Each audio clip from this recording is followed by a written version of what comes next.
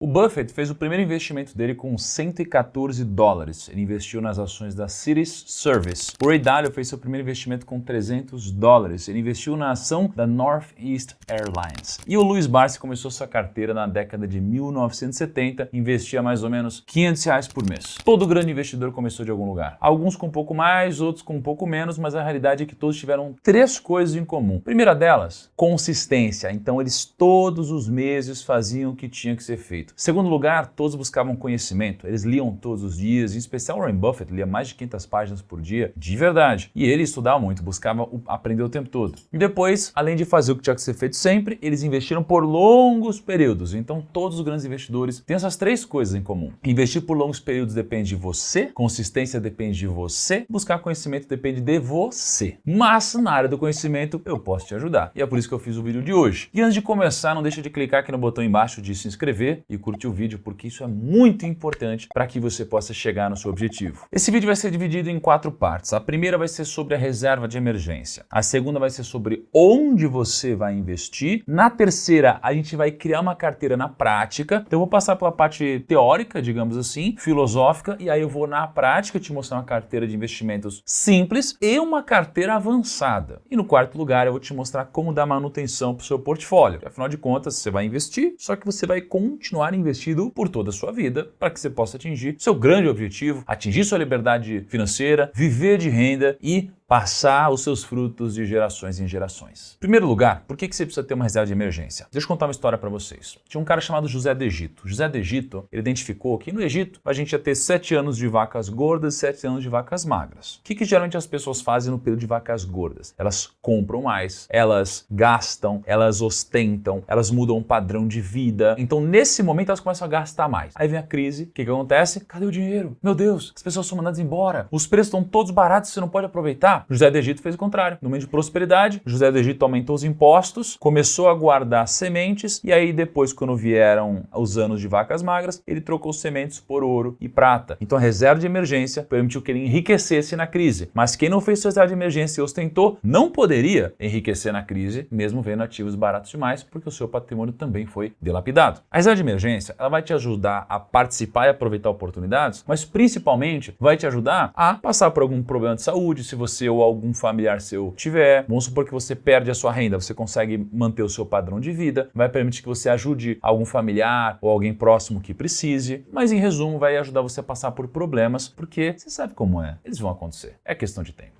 Onde então você deve ter sua reserva de emergência? Bom, você tem o triângulo de Nigro, não é? Você tem um triângulo com 3 pontas, cada ponta é algo a ser analisado no investimento. Rentabilidade, risco, liquidez. Você quer algo que você possa resgatar a qualquer momento, ou seja, você quer uma liquidez alta. Você quer um risco baixo, porque você quer muita segurança. A rentabilidade em contrapartida não vai poder ser a mais alta do mundo. Sempre que a gente investe, a gente olha para esse triângulo. Quanto maior o risco, maior a rentabilidade que a gente vai cobrar para investir nesse local específico. O que se enquadra nessas características no Brasil? 3 coisas basicamente: Tesouro Selic, Fundo DI e uma conta corrente remunerada num banco digital que seja seguro ou num grande banco onde você tenha essa função. São 3 possibilidades para fazer sua reserva de emergência. Por que você não deve fazer sua reserva de emergência na poupança? Basicamente a poupança, além de ela ter uma rentabilidade menor do que tudo isso que eu acabei de falar, em praticamente todos os cenários, você ainda tem uma liquidez falsa. Ou seja, você não pode resgatar dinheiro todos os dias na poupança.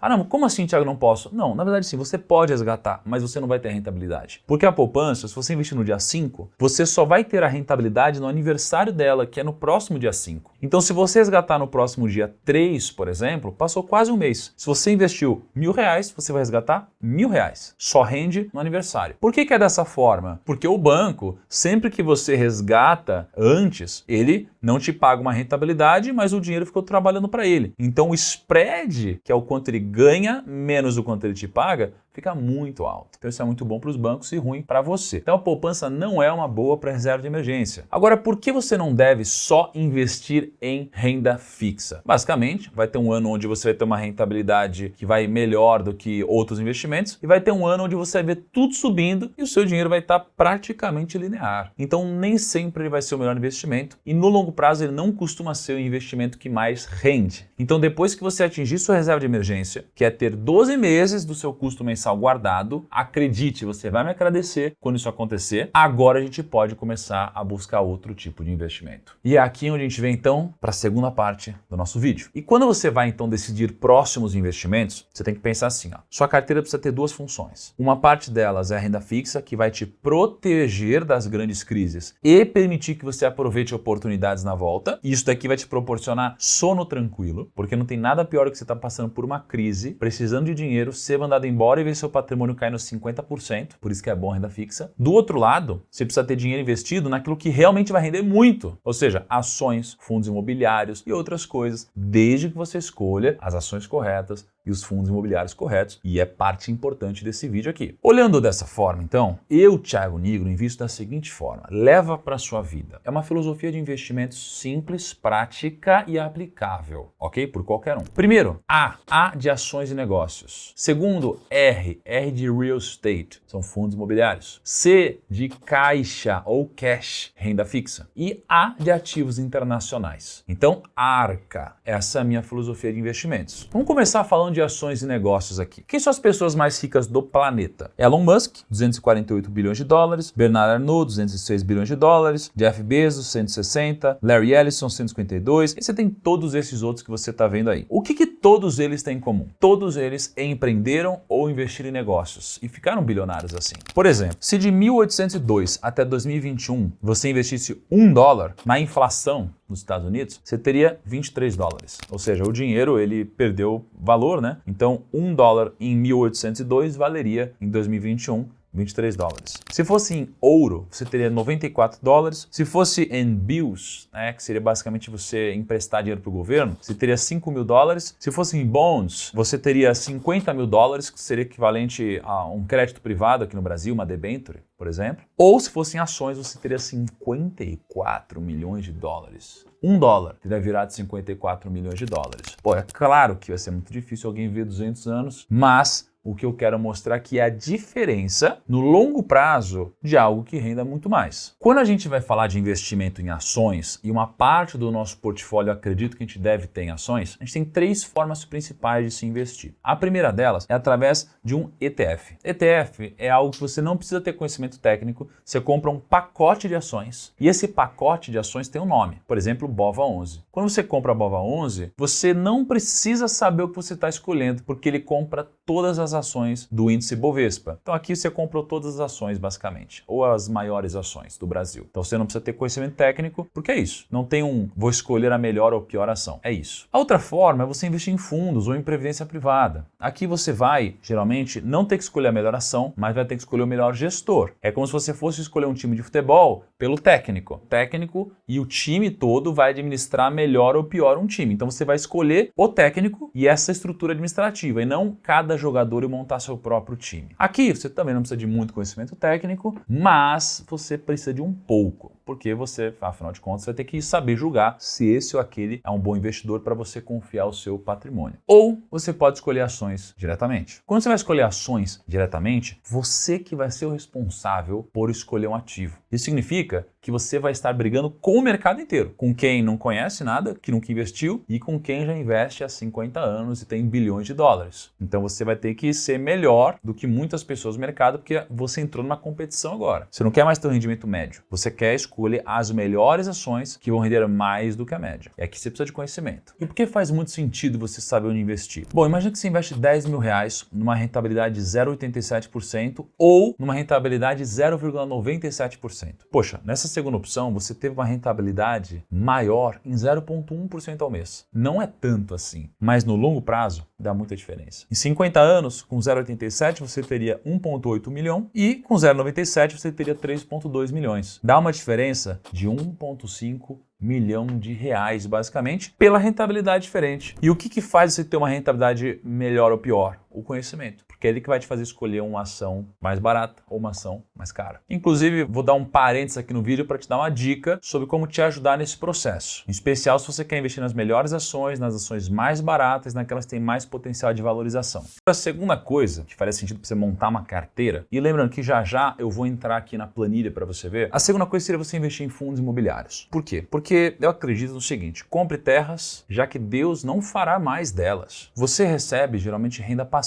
investindo investir no imóvel, né, no fundo imobiliário corretamente, não de uma forma errônea. A Lei Federal 8.668/1993 fala que todo fundo de investimento imobiliário é obrigado a distribuir no mínimo 95% do resultado semestral, só que a maioria dos fundos imobiliários pagam mensalmente isso daqui na sua conta. E tem uma diferença muito grande entre você alocar esse dinheiro, ou seja, comprar, investir em imóveis físicos ou em fundos imobiliários. Por exemplo, no imóvel físico você vai ter que botar uma grana muito grande para comprar alguma coisa. Quando eu digo muito grande, é porque no fundo imobiliário você pode investir com R$10. Você vai ter uma tributação muito maior na tabela que segue o imposto de renda da pessoa física. Você vai ter baixa liquidez na hora de vender o imóvel, né? Você vai pedir para vender, putz, vai ter que depender de alguém querer. No mercado imobiliário, de fundos, né? Por mais que você também dependa de alguém querer, tem muito mais liquidez. É mais barato, é mais simples, isenção de imposto de renda no dividendo. Então, se você compra imóvel para alugar, 2 meses que você recebe do aluguel vai ser só para pagar imposto, mais ou menos. No fundo imobiliário, não, nem paga imposto porque é isento, o dividendo é isento que cai na sua conta. Então, a melhor forma, geralmente, é através do fundo imobiliário. Se você é um profissional na área dos investimentos imobiliários, faz mais sentido você ir no imóvel físico, porque existe uma coisa chamada assimetria de preço. Então, no mesmo prédio, você pode achar um imóvel caro e um barato. Quem tem menos informação acaba fazendo piores negócios. No mercado de fundos imobiliários já não é bem assim. Mas no geral, fundos imobiliários. Até porque, quando você receber um dividendo lá, R$100, por exemplo, não adianta você querer reformar o seu banheiro que seu imóvel não vai valorizar. Um fundo imobiliário você compra R$100 em novas cotas e o seu rendimento aumenta no outro mês. Então, você pode acessar os fundos imobiliários através dos ETFs, igual eu falei nas ações. Você pode investir no XFIX11, por exemplo. E aí tem alguns investimentos que tem uma exposição ao mercado imobiliário, ou você pode investir diretamente. E aí você tem que escolher bons fundos imobiliários, né? Diretamente. Só que aí é o seguinte, você pode escolher também um investimento ruim. Então você começa a aumentar o seu risco e depende muito do seu conhecimento. Por exemplo, aqui você tem 2 fundos imobiliários. Você tem o HGPO11 e o Senes11. Essas informações são de 2019. Então você tem 3 indicadores simples para você olhar. Um deles é o P sobre VP. P sobre VP é o preço sobre valor patrimonial. Valor patrimonial, vale 1 bi. Está sendo negociado a 800 milhões. Você pode comprar por 800 milhões algo que vale 1 bi. Cara, tá muito mais barato, né? Então o preço sobre valor patrimonial está abaixo de 1. Vale a pena comprar. Então quanto menor, melhor. Então o P sobre VP de Senes está mais baixo. Aí o Dividend Yield. O Dividend Yield do HGPO é maior, 4,5%, contra 2,3% do Senes 11. Isso é o quanto recebia por ano na sua conta só de dividendos. HGPO é melhor. E a história para vacância, um Senes está com uma vacância de 83%.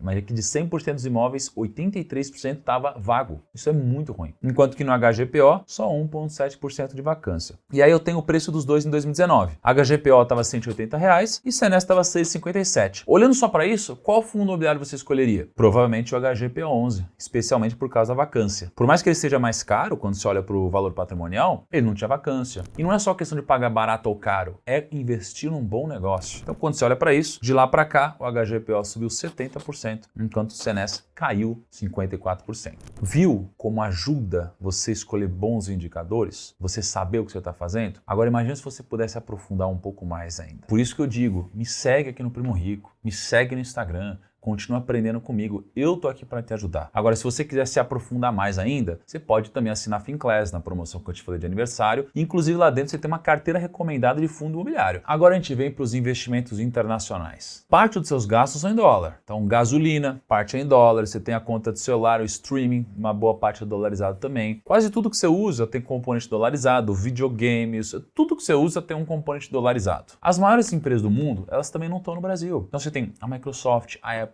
a Nvidia, Saudi Aramco, Google, Meta, Berkshire, você tem várias.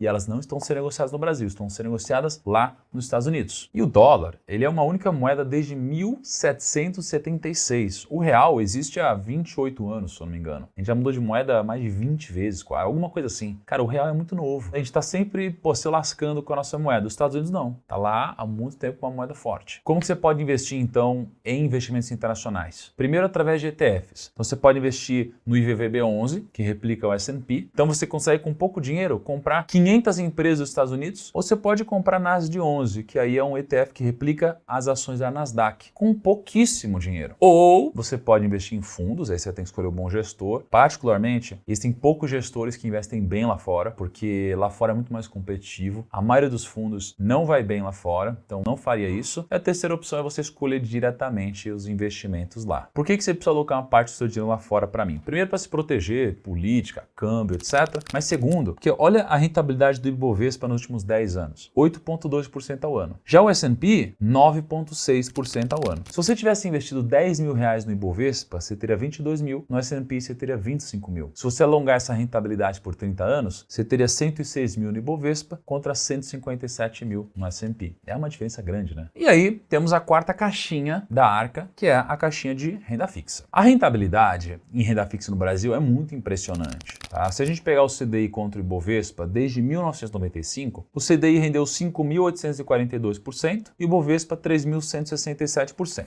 Então, com 100 reais, você teria 6 mil contra 3,3 mil. Obviamente, você tem algumas ações que renderam muito mais do que a média. Aqui eu estou falando da média. A ideia não é ser medíocre, mas, na média, a renda fixa rendeu muito mais e com muito mais segurança. Além disso, você tem muito mais segurança e previsibilidade, né? Então, você consegue saber quanto você vai ganhar, sabe o risco que você está correndo. E a renda fixa ela tem sempre uma função de termômetro, né? Você tem menos de 25% em renda fixa, cara, talvez seja a hora de você vender fundos imobiliários e ações para comprar renda fixa. Você começa a ter muita renda fixa, mais que 25%, talvez já comece a ter que comprar ações e fundos imobiliários, porque provavelmente eles caíram ou eles não subiram ainda. Então você vai rebalanceando o seu portfólio. Agora, vamos falar de como montaríamos uma carteira na prática. Estou aqui com uma planilha muito legal. A gente não está disponibilizando muitas planilhas, mas se vocês continuarem pedindo muito, quem sabe?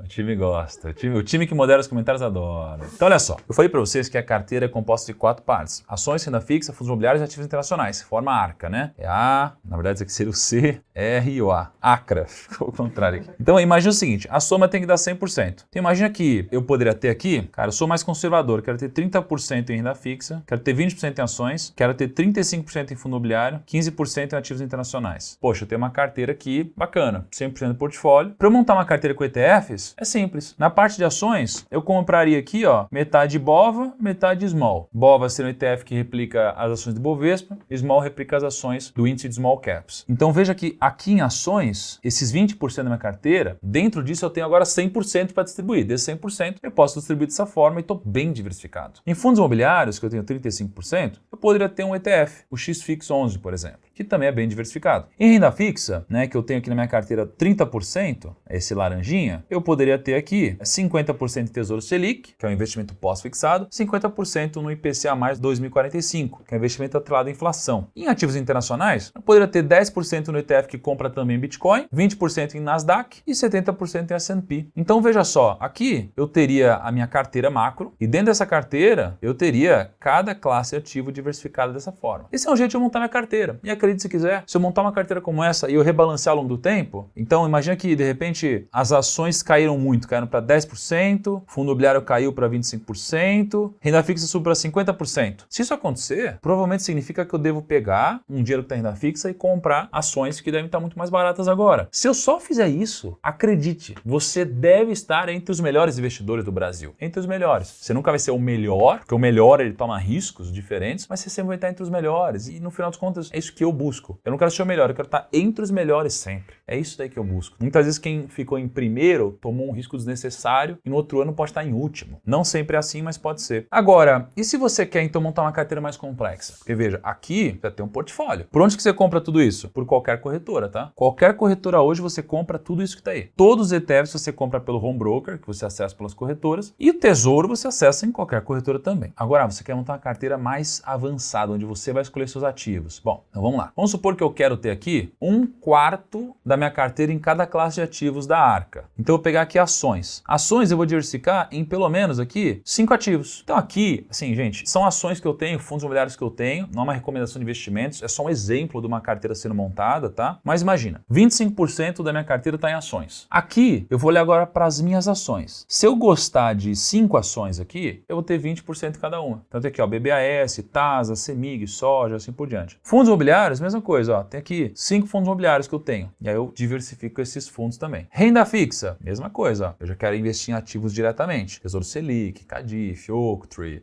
IPCA e assim por diante. E internacional, eu quero, além de ter ETFs, eu quero ter diretamente Bitcoin e Ether, por exemplo. Eu já começo a ter uma diversificação como essa. Agora, isso é o exemplo de uma carteira, mas o processo da montagem da carteira é muito importante. Então, como que você vai decidir, por exemplo, que você vai ter BBAS 3? que é Banco do Brasil, ou você vai ter Santander, ou Itaú, ou Bradesco, cara, você tem que fazer uma análise, né? Você olhar para múltiplos, indicadores, história dos bancos, quem são os gestores, por isso que você precisa se aprofundar um pouquinho mais em conhecimento. Então, a proposta do vídeo é te ajudar a montar uma carteira iniciante aqui, ó. Então, você monta com ETFs. Agora, para você ter uma noção de como ficaria o seu portfólio com mais conhecimento, aí seria dessa forma. E aí você tem duas coisas que podem acontecer quando você monta uma carteira mais avançada. Uma é, você pode ganhar muito mais que a média, e a outra é, você pode perder muito mais que a média também. Porque agora você começa a entrar num risco. Entende? E agora a gente vem para o quarto passo desse vídeo, que é o seguinte. A gente falou de montar a reserva de emergência, a gente falou sobre onde vai colocar o seu dinheiro, aí eu mostrei para você uma planilha agora sobre criar uma carteira na prática, e aí você vem para o próximo passo, que é o seguinte, como você vai gerenciar seu portfólio daqui para frente? Se você olhar para sua carteira daqui a 10 anos e você não mexer nela, ela vai estar bem diferente. Ela não vai estar igual. Vai ter coisa que subiu mais, vai ter coisa que subiu menos, vai ter coisa que caiu, vai ter de tudo. Vamos supor então que você tem R$1.000 para você investir e você investe 50% no ativo A, 50% no ativo B. Você começa com R$500 em cada um. No primeiro ano, o ativo A sobe 100% e agora você tem R$1.000. O ativo B cai 50% e agora você tem R$250. Você começou então os investimentos com R$1.000 e agora você tem R$1.250. No próximo ano, o ativo A cai 50%, o ativo B sobe 100%. Quanto que você tem? R$1.000. A mesma coisa do que quando você começou. Os investimentos oscilaram pra caramba, mas nada mudou. Nada mudou. O que você deve fazer para fazer uma boa manutenção da sua carteira? Imagina o seguinte, primeiro ano, R$500 em cada um. Segundo ano, o investimento A subiu 100%, você tem 1.000. Investimento B caiu 50%, você tem 250. O que você vai fazer agora? Você vai rebalancear a sua carteira. Então você vai pegar o investimento A que você tinha R$1.000, você vai somar com o investimento B que tem 250, dá 1.250 e você vai dividir por 2. Você vai então encontrar o número de R$625. Então você vai sair do investimento A, colocar no investimento B, para que você tenha 625 em cada uma. Aí no outro ano, o investimento A caiu 50%, o B subiu 100%. O que aconteceu? Você agora tem R$1.562,50. Então você terá um rendimento de 56,25% contra um rendimento de zero só porque você fez um rebalanceamento do seu portfólio, que é o que eu sempre ensino aqui no Primo a ser feito. É por isso que a minha carteira, inclusive, está indo tão bem nos últimos tempos.